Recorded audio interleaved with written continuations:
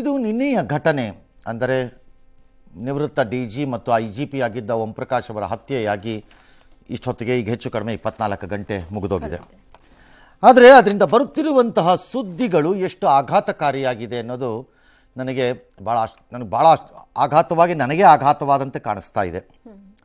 ಕಾರಣ ದೀರ್ಘಕಾಲ ನಮ್ಮ ವೃತ್ತಿ ಜೀವನದಲ್ಲಿ ನಾವು ಈ ಆಫೀಸರ್ಗಳ ಜೊತೆ ವಿಪರೀತವಾದ ಕಾಲವನ್ನು, ಸಮಯವನ್ನು ಅಥವಾ ಇನ್ನೊಂದನ್ನು ಮತ್ತೊಂದನ್ನು ಕಳೆದಿರ್ತೀವಿ. ಹಾಗಾಗಿ ನಮ್ಮ ಹತ್ರ ಒಂದಷ್ಟು ಎಕ್ಸ್ಟ್ರಾ ಇನ್ಫಾರ್ಮೇಷನ್ ನಾಲೆಡ್ಜ್ ಇರುತ್ತೆ. ಆಶ್ಚರ್ಯ ಆಗ್ತಿರೋದು ನನಗೆ, ರಿಟೈರ್ ಆಗಿ ಇಷ್ಟಿಷ್ಟು ವರ್ಷ 7 ವರ್ಷ 8 ವರ್ಷ ಆದಮೇಲೆ ಕುಟುಂಬಗಳಲ್ಲಿ ಈ ರೀತಿಯ ವ್ಯಾಜ್ಯಗಳು ಬಂದು ಈ ಹಂತವನ್ನು ತಲುಪತ್ವಾ ಅನ್ನೋದು. ಎರಡನೇದು, ಸಾಮಾನ್ಯವಾಗಿ ಒಂದು ಶಾಪ ಪೊಲೀಸ್ ಅಧಿಕಾರಿಗಳಿಗೆ ಮತ್ತು ರಾಜಕಾರಣಿಗಳಿಗೆ ಮತ್ತು ಕೆಲವೊಮ್ಮೆ ಪತ್ರಕರ್ತರಿಗೂ ಹೌದು. ಸದಾಕಾಲ ಉದ್ಯೋಗ, ಕೆಲಸ, ಯೋಗ, ಉದ್ಯೋಗ ಅಂದ್ಕೊಂಡಿದ್ದು ಇದ್ದು ಕುಟುಂಬದ ಕಡೆ ಗಮನಗಳು ಕಡಿಮೆ. ಹಾಗಾಗಿ ಭಾಳ ಕುಟುಂಬಗಳಲ್ಲಿ ಈ ರೀತಿ ದಾರಿ ತಪ್ಪಿರೋ ಕೇಸ್ಗಳು ತುಂಬ ಬಂದಿವೆ. ಪತ್ನಿಯಿಂದಲೇ ಇದನ್ನು ನೋಡಿರಲಿಲ್ಲ ನಾನು. ಪತ್ನಿ ಪೊಲೀಸ್ ಆಫೀಸರ್ಗಳ ಜಗಳ ನೋಡಿದ್ದೀನಿ. ನಾನು ನೋಡಿಲ್ಲ ಅಂತ ಏನಿಲ್ಲ, ನಾನು ನೋಡಿದ್ದೀನಿ. ಚೇಂಬರ್ಗಳ ಒಳಗಡೆ ಗಂಡ ಹೆಂಡತಿ ಜಗಳ ಆಡಿರೋದು ನೋಡಿದ್ದೀನಿ. ಫೋನ್ಗಳಲ್ಲಿ ಅವರಿಬ್ಬರು ಬಡ್ದಾಡ್ಕೊಂಡಿರೋದನ್ನು ಕೇಳಿಸ್ಕೊಂಡಿದ್ದೀನಿ ಮುಂದೆ ಕೂತ್ಕೊಂಡು. ಎಷ್ಟೋ ಬಾರಿ ಮೂರನೇ ಪಾರ್ಟಿಯೊಬ್ಬರ ಮನೆಯಲ್ಲಿ ಅದನ್ನು ಮಧ್ಯ ಕೂತು ಸಮಾಧಾನ ಮಾಡಬೇಕಾದ ಪರಿಸ್ಥಿತಿ ಬಂದಿರೋದು ಎಲ್ಲ ನಾವು ನೋಡಿದ್ದೀವಿ.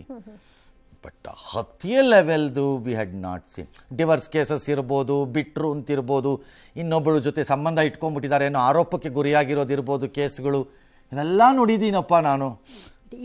ಇದು ಗೊತ್ತಿರಲಿಲ್ಲಪ್ಪ ನನಗಂತೂ, ಅಂದರೆ ಈ ಲೆವೆಲಲ್ಲಿ ಇದೆ ಇವೆಲ್ಲ ಅಂತ. ಓಂಪ್ರಕಾಶ್ ಅಂತ್ಯಕ್ರಿಯೆ ಇವತ್ತು ಸಕಲ ಸರ್ಕಾರಿ ಗೌರವಗಳೊಂದಿಗೆ ವಿಲ್ಸನ್ ಗಾರ್ಡನ್ ಚಿತಾಗಾರದಲ್ಲಿ ಮುಗಿದಿದೆ. ಪುತ್ರ ಅಗ್ನಿಸ್ಪರ್ಶ ಮಾಡಿದ್ದಾರೆ. ಇದು ಮೊದಲು ನಡೀಬೇಕಾದ ಕಾನೂನು ಪ್ರಕ್ರಿಯೆಗಳೆಲ್ಲ ನಡೆದಿದೆ. ಹಲವು ಹಿರಿಯ ಅಧಿಕಾರಿಗಳು ಅಥವಾ ಅವರನ್ನು ಬಲ್ಲವರು ಅಥವಾ ಅವರ ಬ್ಯಾಚ್ಮೇಟ್ಸು ಅಥವಾ ಅವ್ರ ಜೊತೆಯಲ್ಲಿ ಕೆಲಸ ಮಾಡಿದವರು ಎಲ್ಲರೂ ಕೆಲವರೆಲ್ಲ ಬಂದು ಗೌರವವನ್ನು ಸಲ್ಲಿಸಿದ್ದಾರೆ.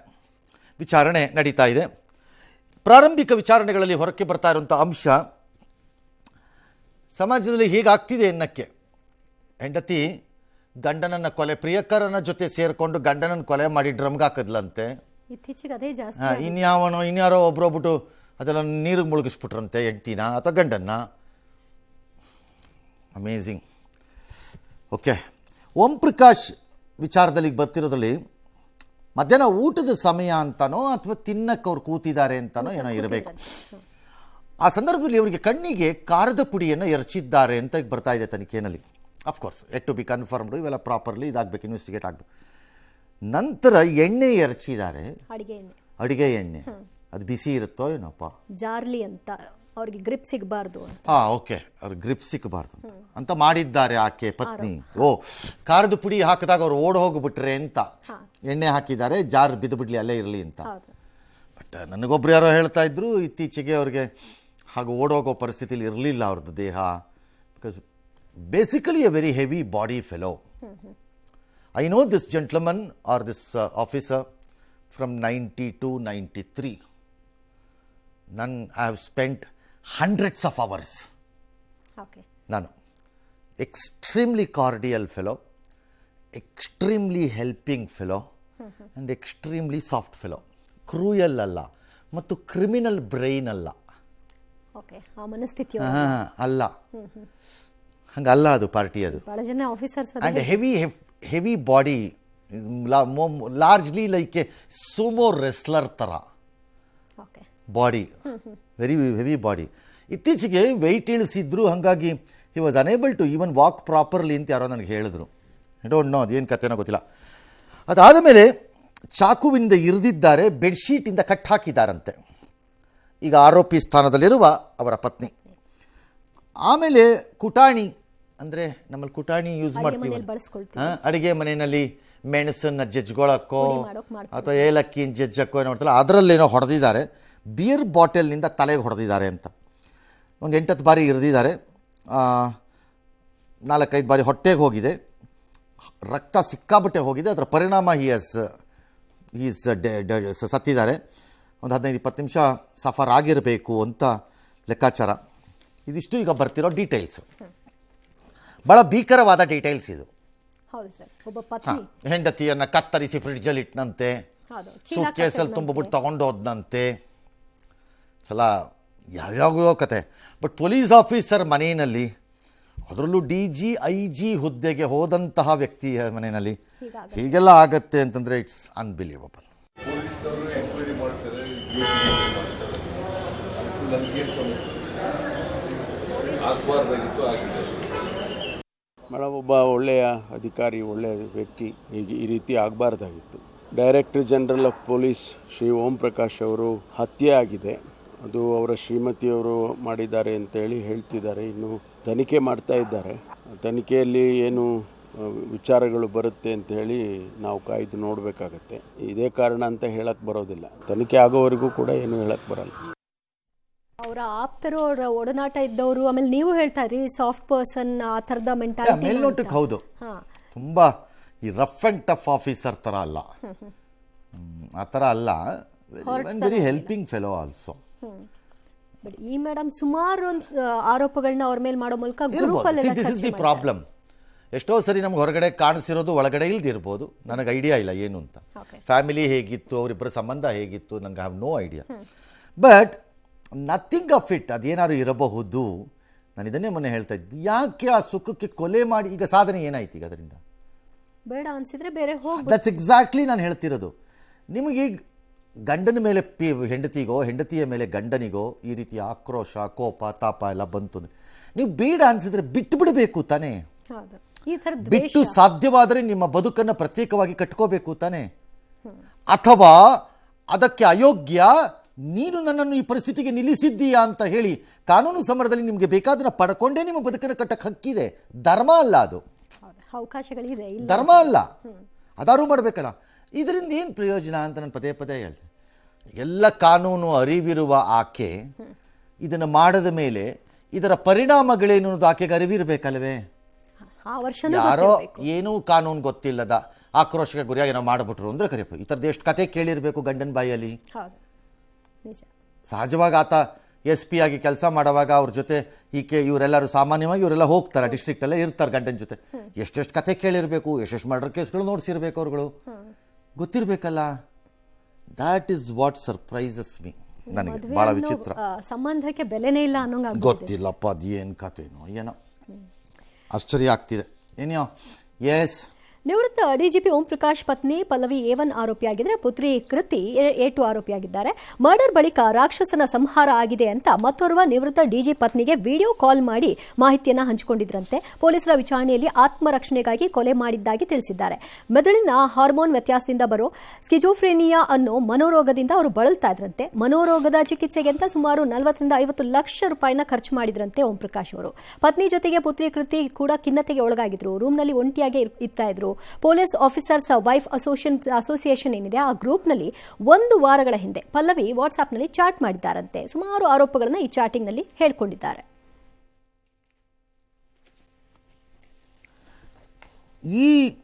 ಈ ಪಾಯಿಂಟ್ ಬಂದಾಗ ಒಂಚೂರು ಬೇಸರ ಆಗೋ ಪಾಯಿಂಟ್ ಇದು ಆ್ಯಕ್ಚುಲಿ.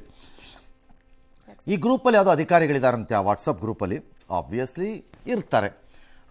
ಆಕೆಯ ಗಂಡನ ಸಮಯದಲ್ಲೇ ಕೆಲಸ ಮಾಡಿರುವಂತಹ ಸಹೋದ್ಯೋಗಿಗಳು. ಸಾಮಾನ್ಯವಾಗಿ ಪೊಲೀಸ್ ಇಲಾಖೆ ಮತ್ತು IAS ಅಲ್ಲಿ ಈ ಎರಡರಲ್ಲೂ ಅಲ್ಲ, ಇವನ್ ಆಲ್ ಇಂಡಿಯಾ ಸರ್ವೀಸಸ್ ಅಂತ ಇಟ್ಕೊಳ್ಳಿ, ಅಖಿಲ ಭಾರತ ಸೇವೆಯ ಅಧಿಕಾರಿಗಳು ಯಾರು ಇರ್ತಾರೆ, ಅದೆಲ್ಲರೂ ಇರಲಿ, ಇನ್ಕಮ್ ಟ್ಯಾಕ್ಸಲ್ಲಿರಲಿ, ಕಸ್ಟಮ್ಸಲ್ಲಿರಲಿ, ಎಕ್ಸೈಸಲ್ಲಿರಲಿ, ಆಡಿಟಲ್ಲಿರಲಿ, ರೈಲ್ವೇಸಲ್ಲಿರಲಿ, ಪೋಸ್ಟಲ್ ಸರ್ವೀಸಲ್ಲಿರಲಿ, ಫಾರೆಸ್ಟಲ್ಲಿರಲಿ, IAS ಇರಲಿ, IPS ಇರಲಿ, ಎಲ್ಲರೂ ಇರಲಿ, ಅವ್ರಿಗೆ ಒಂದೇನಿದೆ ಅಂತಂದರೆ ಎರಡಿರುತ್ತೆ. ಒಂದು, ತಮ್ಮ ಬ್ಯಾಚ್ಮೇಟ್ಗಳ ಬಗ್ಗೆ ವಿಪರೀತವಾದ ಪ್ರೀತಿ, ಜಗಳ ಅಥವಾ ತಿಳ್ಕೊಳ್ಳೋ ಮಾಹಿತಿ, ಕುತೂಹಲಗಳು ಎಲ್ಲ. ಎರಡನೇದು, ಅವರ ಸೀನಿಯರ್ಸ್ ವಿಚಾರದಲ್ಲಿ ಒಂದಿಷ್ಟು ಪರಿಚಯಗಳು ಹೆಚ್ಚು. ಹಾಗಾಗಿ ಈ ಗ್ರೂಪಲ್ಲಿ ಸಹಜವಾಗಿ ಏನಾಗಿರುತ್ತೆ, ಇದೆಲ್ಲ ಲಾಂಗ್ 25-30 ವರ್ಷದಲ್ಲಿ ಬಂದಿರುವಂತಹ ಸಂಬಂಧಗಳು, ಗೆಳೆತನಗಳು.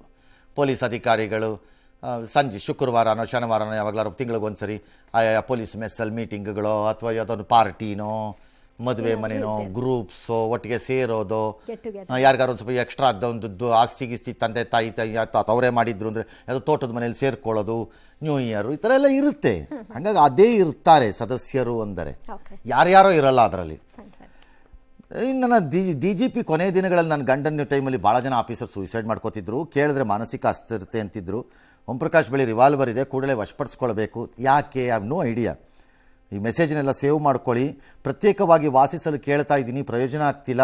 ನಾನು ಎಲ್ಲಿಗೋದ್ರೂ ಒಂಟಿ, ವಿಷ, ಆಹಾರ ಡ್ಯಾಶು ಎಲ್ಲ ತನಿಖೆ ಆಗಬೇಕು. ಯಾರೋ ಮಸ್ತಾನ್ ಅನ್ನೋ ಉಗ್ರನ ಸಂಪರ್ಕ ಇದೆ, NIA ತನಿಖೆ ಆಗಬೇಕು.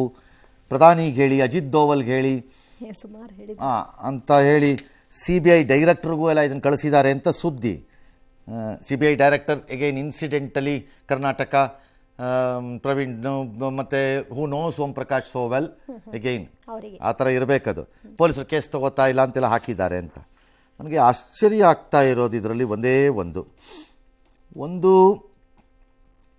ಈಕೆಗೆ ಆರೋಗ್ಯ ಸರಿ ಇದೆಯೋ, ಮನಸ್ಸು ಸ್ಥಿಮಿತದಲ್ಲಿ ಇದೆಯೋ ಇಲ್ವೋ, ಮೆದುಳಿನಲ್ಲಿ ಹಾರ್ಮೋನ್ ವ್ಯತ್ಯಾಸ ಆಗಿದೆಯೋ ಆಗಿಲ್ವೋ, ಏನು ಟ್ರೀಟ್ಮೆಂಟ್ ಇವ್ರು ಕೊಡಿಸಿದ್ರೋ Om Prakash, I have no idea. But there is one problem which I will tell. ಈಕೆಗೆ ಈ ಥರದ ಒಂದಿಷ್ಟು ಸಮಸ್ಯೆಗಳನ್ನು ಕಳೆದ ವರ್ಷ 15 ದಿನ 1 ತಿಂಗಳು ಅಂತ ಯಾರು ಅನ್ಕೋಬೇಕು, 10 ವರ್ಷದಿಂದನೂ ಇದೊಂದೊಂದು ಸರಿ ಪ್ರಕಟ ಆಗಿತ್ತು. ಯಾ ಆ್ಯಕ್ಚುಲಿ ಹೇಳಬೇಕು ಅಂದರೆ ನಮ್ಮ ಆಫೀಸ್ ಹತ್ರನೇ ಒಂದು ಸರಿ ಆದದ್ದ ನೆನಪಪ್ಪ ನನಗೆ. ನನ್ನನ್ನು ಹುಡ್ಕೊಂಬಂದ್ರು ಅಂತಂತ ಒಂದು ಆಗಿದ್ದ ನೆನಪು. ಈಗ from where do I bring documents to it? It's tough ನನಗೆ ನೆನಪದು. ನನ್ನ ಹತ್ರ ಹೇಳಬೇಕು ಬಂದು ಅದನ್ನೆಲ್ಲ ಅನ್ನೋ ಒಂದು ಪ್ರಯತ್ನ ನಡೆದು ಇಲ್ಲೇನೋ ಆಯಿತು ಅನ್ನೋದು ಸುದ್ದಿ ಇದಿತ್ತು, ನನಗೆ ಗೊತ್ತು ನಡೆದಿದೆ. ಬಟ್ ನನ್ನ ಹತ್ರ ಅದಕ್ಕೆ ಬೇಕಾದ ಈಗ ನಾನು ಅದಕ್ಕೆ ವಿಡಿಯೋ ಎಲ್ಲಿಂದ ತರಲಿ, CCTV ಎಲ್ಲಿಂದ ತರಲಿ? I did not. ಸೊ ಇದೊಂದು ಸಮಸ್ಯೆ ಇದ್ದಂಗಿತ್ತು. ಈ ಸಮಸ್ಯೆಯನ್ನು either the husband should have solved properly, or ಈ ಥರ ಗ್ರೂಪ್ಗಳಲ್ಲಿ ಬಂದಾಗ ಪೊಲೀಸ್ನವರು ಒಂದು ಸ್ವಲ್ಪ ಚುರುಕಾಗೋಬೋದಿತ್ತೇನೋ ಅನ್ನಿಸ್ತಿದೆ ನನಗೆ. ಸ್ವಲ್ಪ ಸೀರಿಯಸ್ ಆಗಿದ್ರೆ ಸ್ವಲ್ಪ ಸೇಫ್ ಆಗಾದ್ರೆ ನನಗೆ ಅನ್ನಿಸ್ತಿದೆ ಅದು. ಸ್ವಲ್ಪ ಚುರುಕಾಗಬೇಕಾಗಿತ್ತು ಪೊಲೀಸ್ನವರು. ಐ ಅಕ್ಸೆಪ್ಟ್, ನಿಮ್ಮ ಜವಾಬ್ದಾರಿ ಅಲ್ಲದೆ ಇರಬಹುದು ಅದು. ದೂರ ತಗೋತಿಲ್ಲ ಅಂದಾಗ ಯಾರು ಒಬ್ರು ಗಮನಿಸ್ಬೋದಾಗಿತ್ತು ಇದನ್ನ. ಪದೇ ಪದೇ ಈ ರೀತಿ ಹೇಳ್ತಾ ಇದ್ದಾಗ ಮತ್ತು ಅವರ ಆರೋಗ್ಯ ಅದು ಏನು ಬೇಕಾದ್ರೂ ಇರ್ಬೋದು. ತಗೊಂಡಿದ್ದಿದ್ರೆ maybe murder could have been stopped ಅಂತ ಆ ಹಂತಕ್ಕೆ ಹೋಗ್ತಿರ್ಲಿಲ್ವೇ ಅಂತ ಯಾಕೋ ನನಗೆ ಪೋಸ್ಟ್ ಮಾರ್ಟಮಲ್ಲಿ ಹಂಗೆ ಅನ್ನಿಸ್ತಿದೆ. ಗೊತ್ತಿಲ್ಲ, may be I know him too much, ಅದಕ್ಕೆ ಹಂಗೆ ಅನ್ನಿಸ್ತಿರಬಹುದು ನನಗೆ. ಎಸ್ ಸರ್, ಆತ್ಮರಕ್ಷಣೆಗಾಗಿ ನಾನು ಮಾಡಿದೆ ಅಂತ ಹೇಳ್ಕೊಳ್ತಾರೆ. ಅದನ್ನೆಲ್ಲ ಅವ್ರು ಆಮೇಲೆ ಹೇಳಿ, ಯಾಕಂದ್ರೆ ಅವ್ರು ಅಷ್ಟೆಲ್ಲ ಪ್ಲಾನ್ ಮಾಡಿದ್ದಾರೆ, ಅವರೇ ಮಾಡಿದ್ದಾರೆ. ನನಗಿನ್ನೂ ಗೊತ್ತಿಲ್ವಲ್ಲ. ಆಕೆ ಅವರೇ ಮಾಡಿದ್ದಾರೆ. ಖಾರದ ಪುಡಿ ಎರ್ಚಿ, ನಡ್ಕೊಂಡು ಹೋಗದೆ ಇರಲಿ, ಓಡೋಗದೆ ಇರಲಿ ಅಂತ ಆಯಿಲ್ ಹಾಕಿ, ಆಮೇಲೆ ಕುಟಾಣಿ ಜಜ್ಜಿದ್ರು, ಚುಚ್ಚಿದ್ರು, ಸತ್ತಿರ್ತಾರೆ ಅಂತ ಗೊತ್ತದ ಮೇಲೂ ಕತ್ತಿಗೆ ಬಿಗಿದ್ರು ಅಂತೆಲ್ಲ ಇರೋದೇ. ಆದರೆ ಡಿಫೆನ್ಸನ್ನು she must have prepared well. Let her defend herself ಅಷ್ಟೇ. ಇನ್ನು ತಂದೆ ಓಂ ಪ್ರಕಾಶ್ ಹತ್ಯೆ ಪ್ರಕರಣ ಸಂಬಂಧ ಪುತ್ರ ಕಾರ್ತಿಕೇಶ್, ತಾಯಿ ಪಲ್ಲವಿ, ಸಹೋದರಿ ಕೃತಿ ವಿರುದ್ಧ HSR ಲೇಔಟ್ನಲ್ಲಿ ದೂರನ್ನ ದಾಖಲು ಮಾಡಿದ್ದಾರೆ. ಕಳೆದ 1 ವಾರದಿಂದ ತಾಯಿ ನನ್ನ ತಂದೆಗೆ ಯಾವುದೇ ಬೆದರಿಕೆ ಹಾಕ್ತಾ ಇದ್ರು, ಕೊಲೆ ಬೆದರಿಕೆ ಇತ್ತು. ಇದರಿಂದಾಗಿ ತಂದೆ ಅವರ ತಂಗಿ ಮನೆಗೆ ಹೋಗಿ ವಾಸವಾಗಿದ್ರು. 2 ದಿನದ ಹಿಂದೆ ಅಷ್ಟೇ ಅವ್ರನ್ನ ಕರ್ಕೊಂಬರಲಾಗಿತ್ತು ಅಂತೆಲ್ಲ ಅವರು ಹೇಳೋ ಮೂಲಕ FIR ದಾಖಲಾಗಿದೆ. ದೇಹದ ಪಕ್ಕದಲ್ಲಿ ಹೊಡೆದಿರೋ ಬಾಟಲ್ ಹಾಗೂ ಚಾಕು ಇದು. ಮಾನಸಿಕ ಖಿನ್ನತೆಯಿಂದ ಬಳಲ್ತಾ ಇದ್ದ ತಾಯಿ ಪಲ್ಲವಿ ಹಾಗೂ ತಂಗಿ ಇಬ್ಬರೂ ಸೇರಿ ಮಾಡಿರಬಹುದು ಅನ್ನೋದು ಅವರ ದೂರಿನಲ್ಲಿರುವಂತಹ ಸಾರಾಂಶ. ಪೊಲೀಸರು ಅವರು ಕೆಲಸ ಮಾಡ್ತಾ ಇದ್ದಾರೆ. ಅವ್ರ ಮೇಲೆ ನಂಗೆ ಪೂರ್ಣವಾಗಿ ನಂಬಿಕೆ ಇದೆ. ಅವ್ರು ಏನು ಹೇಳ್ತಾರೆ ಅದ್ರ ಮೇಲೆ, ಅವರು ಫೈಂಡಿಂಗ್ಸ್ ಏನಿದೆ ಅದ್ರ ಮೇಲೆ ಗೊತ್ತಾಗುತ್ತೆ ಯಾರು ಏನು ಹಿಂಗೆ ಅಂತ. ನಾನು ಅದ್ರ ಬಗ್ಗೆ ಏನು ಮಾತಾಡೋಕ್ಕೆ ಇಷ್ಟಪಡಲ್ಲ. ಸರ್, ಇವರು ಕೂಡ ಮೆಂಟಲ್ ಹೆಲ್ತ್ ಕಂಡೀಷನ್ ಬಗ್ಗೆ ಮಾತಾಡ್ತಾ ಇದ್ದಾರೆ. ಇದು ಶಿಕ್ಷೆ ಮೇಲೆ ಅಥವಾ ತನಿಖೆ ಮೇಲೆ ಯಾವ ರೀತಿ ಪರಿಣಾಮ? ಗೊತ್ತಿಲ್ಲ ನನಗೆ. ನಾಳೆ ಕೋರ್ಟಲ್ಲಿ ಏನು ಹೇಳ್ತಾರೋ ಬಿಡ್ತಾರೋ ಏನು ಮಾಡ್ತಾರೋ ನನಗೂ ಐಡಿಯಾ ಇಲ್ಲ. ಮಗ ಹೇಳ್ತಿದ್ದಾರೆ, ಬಟ್ ಅವರೇ ಅಲ್ಲಿ ವಾಸವಾಗಿದ್ದರು ಆ ಬಿಲ್ಡಿಂಗಲ್ಲಿ. ಹಾಗಾಗಿ obviously is a witness to lot of things. ಮಗ ಅಥವಾ ಸೊಸೆ, ವಾಟ್ ಎವರ್ ಇಟ್ ಈಸ್ ಅವ್ರುಗಳು. ಇನ್ನು ತಂಗಿ ಕಥೆನೂ ಹೇಳ್ತಿದ್ದಾರೆ. ಸಮ್ ಎವಿಡೆನ್ಸ್ ಬೇಕು, ಆಕೆ ಇನ್ವಾಲ್ವ್ ಆಗಿದ್ದಾಳೆ ಅನ್ನೋಕ್ಕೆ ಏನಾದ್ರು ಒಂದು ಬರಬೇಕಾಗತ್ತೆ. ಒಂದ್ಸರಿ ಇದೆಲ್ಲ ಮರ್ಡರ್ ಆದಮೇಲೆ ಅವ್ರು ಇನ್ವಾಲ್ಡ, ಇವಳು ಇನ್ವಾಲ್ಡ, ಅವಳು ಚುಚ್ಚದ್ಲಾ, ಇವಳು ಕಟ್ಟದ್ಲಾ, ಇವಳು ಇದು ಮಾಡಿದ್ರ, ಅವ್ರು ಅದು ಮಾಡಿದ್ರ ಅನ್ನೋದು ಏನೋ ಒಂದು ಆಗತ್ತೆ. ತನಿಖೆನಲ್ಲ ಅದು ಬರುತ್ತೆ, ಆಗತ್ತೆ. ಬಟ್ ಆಗ ಹೋಗಿದ್ದು ನೋಡಿ ಎಷ್ಟು ಕ್ರೂರವಾಗಿ, ಹೇಗಾಗತ್ತೆ, ಯಾವ ಲೆವೆಲ್ಗಾಗತ್ತಿದು, ಭಾಳ ಆಶ್ಚರ್ಯಕರ. ನನಗಂತೂ ಆಶ್ಚರ್ಯ. ಆಸ್ತಿ ಆಬ್ವಿಯಸ್ಲಿ ಇಂಥ ಪ್ರಕರಣಗಳಲ್ಲಿ ಆಸ್ತಿ ಪ್ರಸ್ತಾಪಗಳು ಆಗತ್ತೆ. ಈ ಪ್ರಕರಣದಲ್ಲೂ ಆಗಿದೆ. ಸಾಮಾನ್ಯವಾಗಿ ಒಂದು ಎರಡು ಪ್ರಮುಖವಾಗಿ ಬರೋವಂಥದ್ದು. ಮೊದಲನೇದು ಆ್ಯಕ್ಚುಲಿ ಆಸ್ತಿ ಅಲ್ಲ, ಸಂಬಂಧಗಳದ್ದು ಬಂದುಬಿಡುತ್ತೆ. ಹೌದು. ಹಾಂ, ಅದು ಯಾವಾಗಲೂ ಯಾವುದೋ ಸಂಬಂಧ ಇತ್ತು ಅಂತಾನೋ ಅಥವಾ ಅವ್ರು ಇಟ್ಕೊಂಡ್ಬಿಟ್ರು ಅಂತಾನೋ ಅಥವಾ ಅದನ್ನು ಬಿಡಲಿಲ್ಲ ಅಂತಾನೋ, ಕೋಪ ಮಾಡ್ಕೊಂಡ್ರಂತೆ, ಜಗಳ ಆಡದ್ರಂತೆ ಅಂತಿದೆಲ್ಲ ಇರ್ಬೋದೇನೋ. ಆಸ್ತಿ ಕಡಿಮೆ, ಯಾಕಂದರೆ ಗಂಡ ಮಾಡಿರೋ ಆಸ್ತಿ ಯಾರಿಗೆ ಹೋಗಬೇಕು? ಕುಟುಂಬಕ್ಕೆ ಹೋಗ್ಬೇಕು. ಆಬ್ವಿಯಸ್ಲಿ ಇಲ್ಲ ಮಕ್ಕಳಿಗೆ ಹೋಗಬೇಕು, ಇಲ್ಲ ಹೆಂಡತಿಗೆ ಹೋಗಬೇಕು, ಎರಡರೊಂದು. ಅದಕ್ಕೆ ಜಗಳಗಳಾಗಿ ಈ ಹಂತಕ್ಕೆ ಹೋಗೋದು ಕಡಿಮೆ. ಬಟ್ ಈ ಪ್ರಕರಣದಲ್ಲಿ ಸ್ವಲ್ಪ ವಿಚಿತ್ರವಾಗಿದ್ದಂಗೆ ಇದೆ. ಕಾರಣ, ಗಂಡ ಹೆಂಡತಿ ಜಗಳದಲ್ಲಿ ಅವ್ರು ಸಿಸ್ಟರ್ ಜೊತೆ ಹೋಗಿದ್ದರಿಂದ ಆಕೆಗೆಲ್ಲ ಹೋಗ್ಬಿಡುತ್ತೋ ಅವ್ರಿಗೆ ಮಾಡಕ್ಕೆ ಪ್ರಯತ್ನಿಸಿದ್ರು ಅನ್ನೋ ಆರೋಪ. ಬೇಸಿಕಲಿ ಬಿಹಾರದ ಮೂಲ, ಅಲ್ಲಿಂದ ಕರ್ನಾಟಕದ ಕ್ಯಾಡರ್ಗೆ ಅಲಾಟ್ಮೆಂಟ್ ಆಗಿ ಇಲ್ಲಿಗೆ ಬಂದಿದ್ದು ಕೆಲಸಕ್ಕೆ. ಕರ್ನಾಟಕಕ್ಕೆ ಸಾಮಾನ್ಯ ಭಾರತದ ಯಾವ ಮೂಲೆಯಿಂದ ಅಧಿಕಾರಿಗಳಾಗಿ ಇಲ್ಲಿಗೆ ಯೌವನದಲ್ಲಿ ಬಂದು ಇರ್ತಾರೋ, ಬೆಂಗಳೂರಿಗೆ ಕರ್ನಾಟಕಕ್ಕೆ ಬರ್ತಾರೋ, ಯಾರೂ ವಾಪಸ್ ಹೋಗಿಲ್ಲ. ಹೋಗಿರೋದು ನಾನು ನೋಡಿಲ್ಲ. ಒಂದೋ ಎರಡೋ ಕೇಸ್ ನೋಡಿದ್ದೀನಿ ರಿವರ್ಸ್ ಆಗಿರೋದು. ವಾಪಸ್ ಯಾರು? ಅಷ್ಟು ಅದ್ಭುತವಾದ ರಾಜ್ಯ, ಅಷ್ಟು ಅದ್ಭುತವಾದ ಸಿಟಿ, ಅಷ್ಟು ಅದ್ಭುತವಾದ ಜನ, ಅವ್ರೂರಲ್ಲಿದ್ರೂ ಅವ್ರು ಇಷ್ಟು ಚೆನ್ನಾಗಿರೋಕ್ಕಾಗಲ್ಲ. ಹಾಂ, ಅದನ್ನು ಬೇಕಾದ್ರೆ ಹೇಳಬಲ್ಲೆ ನಾನು. ಇವತ್ತು ಮಾತಾಡ್ತಾರಲ್ಲ ಹಿಂದಿ, ಪಂದಿ, ಇನ್ನೊಂದು ಹಂದಿ, ಬಾಯಿಗೆ ಬಂದಂಗೆ ಕೇಳಿ ಆಫೀಸರ್ಗಳನ್ನು ಹೇಳ್ತಾರೆ ಕರ್ನಾಟಕ ಅಂದರೆ ಏನು, ಕರ್ನಾಟಕದ ಜನ ಅಂದರೆ ಏನು ಅಂತ. ಅವನು ಯಾರೋ ವಿಂಗ್ ಕಮಾಂಡರು, ಹಣೆ ಮೇಲೆ ನಾನು ದೇಶ ರಕ್ಷಕ ಅಂತ ಬೋರ್ಡ್ ಹಾಕ್ಕೊಂಡಿರೋ ಒಂಥರ ಆಡಿದಾನಲ್ಲ ಇವತ್ತು. ಅಂಥ ಕೋತಿಗಳಿಗೆ ಹೇಳಬೇಕು. ಫಸ್ಟ್ ರೇಟ್ ಕೋತಿಗಳು ಅವರೆಲ್ಲ ಮಿಸ್ಯೂಸ್ ಮಾಡ್ಕೊಳ್ಳೋಕ್ಕೆ ತಮ್ಮ ಜಾಗಗಳನ್ನು.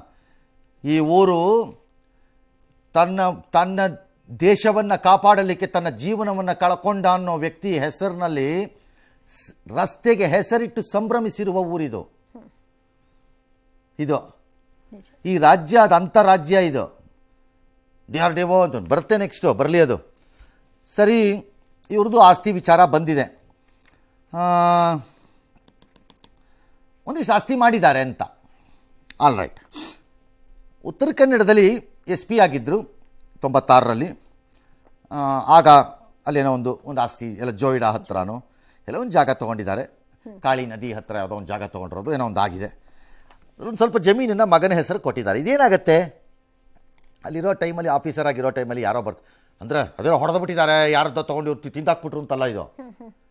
ಇದೇನಾಗುತ್ತೆ, ಯಾರೋ ಅಲ್ಲ ಆಫೀಸರ್ ಲೋಕಲಿ ಬರ್ತಾರೆ ಅಥವಾ ಪರಿಚಯ ಇರೋರೊಬ್ಬರು ಫ್ರೆಂಡ್ ಆಗಿರ್ತಾರೆ, ಬರ್ತಾರೆ. ಇದೊಂದು ಚೀಪಾಗಿರುತ್ತೆ, ಸುಮ್ಮನೆ ಮೆಮೊರಿಗೆ ಒಂದು ಯಾವತ್ತಿಗೂ ಅಪ್ರಿಸಿಯೇಷನ್ ಆಗುತ್ತೆ ಅಂತ ಹೇಳ್ಕೊಡ್ಬೋದು. ಸುಮ್ಮನೆ ಒಂದು ಇನ್ವೆಸ್ಟ್ಮೆಂಟ್ ಥರ ತಗೋ. ಆಫೀಸರ್ ಆದ ತಕ್ಷಣ ಅವ್ನು ಇನ್ವೆಸ್ಟ್ಮೆಂಟ್ ಮಾಡಬಾರ್ದು ಅಂತ ಏನು ರೂಲ್ ಇಲ್ವಲ್ಲ, ಹಾಗೆ ಹೇಳಿರ್ತಾರೆ.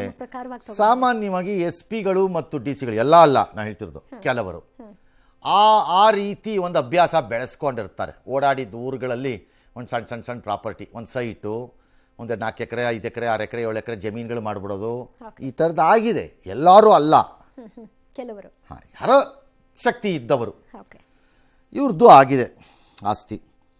ಸರಿ, ಅದೇನೋ ರಿವರ್ ರಾಫ್ಟಿಂಗು ಕೊಟ್ಟಿದ್ದಾರಂತೆ. ಯಾವುದೋ ಯಾರೋ ಅವ್ರ ಫ್ರೆಂಡ್ ಹೆಸರಲ್ಲಿ, ಯಾರ್ದೋ ಹೆಸರಲ್ಲಿ ಒಂದು 10 ಎಕರೆ ಇದೆಯಂತೆ. ಅದನ್ನು ಅವ್ರು ತಂಗಿ ಕೊಡಕ್ಕೆ ಹೋಗಿದ್ದಾರೆ. ಅದಕ್ಕೆ ಗಲಾಟೆ ಈಗ ಅಂತ ಸುದ್ದಿ. ಅಭದ್ರತೆ ಇತ್ತು, ಆ ಕಾರಣಕ್ಕೆ ಬೇನಾಮಿಯಾಗಿ ಮಾಡಿದ್ರು ಅನ್ನೋ ವಿಷಯ ಕೂಡ ಇದೆ ಸರ್. ನೋ ಐಡಿಯಾ, ಗೊತ್ತಿಲ್ಲಪ್ಪ. ಬಟ್ ಆಸ್ತಿ ಮಾಡಿದ್ರು ಕಷ್ಟ, ಮಾಡದೇ ಇದ್ರೂ ಕಷ್ಟ ಅಲ್ಲ ಸರ್, ಹಂಗಾಗ್ಬಿಡುತ್ತೆ ಪರಿಸ್ಥಿತಿ ಸಂಬಂಧಗಳ ವಿಷಯದಲ್ಲಿ. ಅವ್ರವ್ರು ಅರ್ಥ ಮಾಡ್ಕೋಬೇಕ್ರಿ. ನೀವು ನನ್ನನ್ನು ಕೇಳಿದ್ರೆ ಒಳ್ಳೆ ಕಷ್ಟವಾಯ್ತಲ್ಲ. ಹಣಕ್ಕೆ ಇರುವಂತಹ ಶಕ್ತಿ ಅದೇನೆ. ಹಣ ಅದಕ್ಕೆ ಅಪರಿಮಿತವಾದಂತಹ ವಿರುದ್ಧ ದಿಕ್ಕುಗಳ ಶಕ್ತಿ ಇದೆ. ಅದಕ್ಕೆ ಇದ್ದರೆ ಅದಕ್ಕೆ ಒಂದು ಶಕ್ತಿ, ಇಲ್ಲದಿದ್ದರೆ ಅದಕ್ಕೆ ಇನ್ನೊಂದು ಶಕ್ತಿ. ಎರಡೂ ಅಷ್ಟೇ. ಮತ್ತು ಹಣಕ್ಕೆ ಒಂದು ಇತಿಮಿತಿಯೂ ಇದೆ. ಆ ಇತಿಮಿತಿಯನ್ನು ಅರಿಯದವರು ಹಾಳಾಗಿ ನೆಗೆದು ಬಿದ್ದು ಹೋಗ್ತಾರೆ ಅಂತ ಅಂದ್ಕೊಂಡಿದ್ದೀವಿ. ಒಂದು ಹಂತದವರೆಗೆ ಹಣಕ್ಕೆ ಪರ್ಚೇಸಿಂಗ್ ಪವರ್ ಇದೆ. ಅದಾದಮೇಲೆ ಅದು ಪೇಪರ್, ಅದು ಮೌಲ್ಯ ಇರಲ್ಲ. ಅದಾದಮೇಲೆ ಅದಕ್ಕೆ ಮೌಲ್ಯ ಬರಲ್ಲ. ನಿಮ್ಮ ಜೀವನದಲ್ಲಿ ನೀವು ಏನು ಬೇಕಾದ್ರೂ ಮಾಡ್ಬೋದು. 10 ಎಕರೆ ಮಾಡಿದವ್ರು 100 ಎಕರೆ ಮಾಡ್ಬೋದು, 10 ಫ್ಲ್ಯಾಟ್ ಮಾಡಿದವ್ರು 150 ಫ್ಲ್ಯಾಟ್ ಮಾಡ್ಬೋದು, 3 ಕಾರ್ ಇದ್ದವ್ರು 16 ಕಾರ್ ಮಾಡ್ಬೋದು, ಒಂದು ಮರ್ಸಿಡೀಸ್ ಇದ್ದವ್ರು 26 ಬೇರೆ ಬೇರೆ ಬ್ರ್ಯಾಂಡ್ ಕಾರ್ ತರ್ಬೋದು ಅಷ್ಟೇ. ಅದಾದಮೇಲೂ again your money will become paper. ಹೌದು, ನಿಮ್ಗೆ ಎಷ್ಟು ಬೇಕೋ ಅಷ್ಟೇ ಅದು ಸಲ್ಲೋದು, ಅಷ್ಟೇ ಆಗದ. ಅದ್ರ ಮೇಲಕ್ಕೆ ಅದಕ್ಕೆ ಆಗಲ್ಲ, ಅದಕ್ಕೆ ಶಕ್ತಿ ಇಲ್ಲ. ಅದಕ್ಕೆ ಏನೇ ಅದು ಅವ್ರಿಗೂ ಬಿಟ್ಟಿದ್ದು. ಹಣವನ್ನು ನೋಡುವ ದೃಷ್ಟಿಕೋನ ಎಲ್ಲರಿಗೂ ಒಂದೇ ಥರ ಇರಬೇಕು ಅಂತೆಲ್ಲ ಇರೋದೂ ಇಲ್ಲ. ಅದು ಅವ್ರವ್ರಿಗೆ ಬಿಟ್ಟಿತ್ತು.